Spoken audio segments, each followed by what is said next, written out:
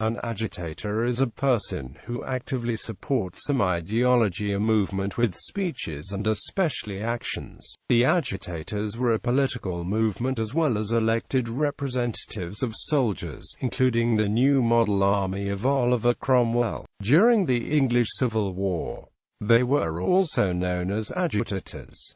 Many of the ideas of the movement were later adopted by the leaders. History. Agitators, or agitators, was the name given to representatives elected in 1647 by the different regiments of the English parliamentary army. The word really means an agent, but it was confused with adjutant, often called adjutant, a title familiar to the soldiers, and thus the form agitator came into use. Early in 1647 the Long Parliament wished either to disband many of the regiments or to send them to Ireland. The soldiers, whose pay was largely in arrears, refused to accept either alternative, and 8 of the cavalry regiments elected agitators, called at first commissioners, who laid their grievances before the 3 generals, and whose letter was read in the House of Commons on the 30th of April 1647.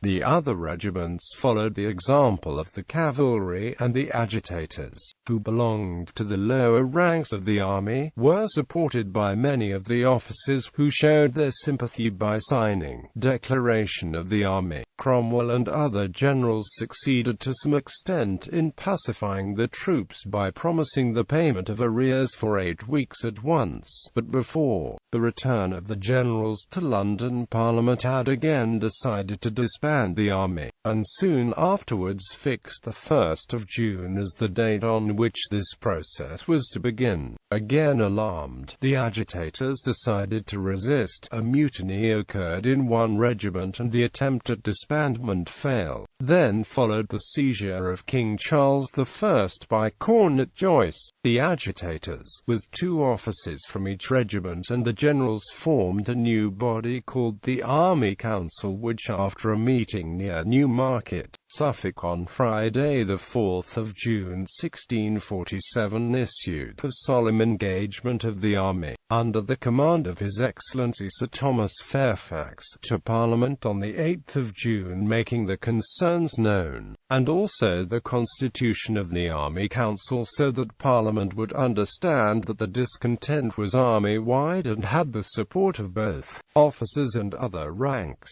This engagement was read out to the army at a general meeting on the 5th of June. A few weeks later, there was another meeting while the army was camped at Thriplow Heath near Royston. The soldiers refused the offers made by Parliament, and the agitators demanded a march towards London and the purging of the House of Commons, which did not happen. Subsequent events are part of the general history of England. Gradually the agitators ceased to exist, but many of their ideas were adopted by the Levellers, who may perhaps be regarded as the successors. Gardner says of them, little as it was intended at the time, nothing was more calculated than the existence of this elected body of agitators to give to the army that distinctive political and religious character which it ultimately bore.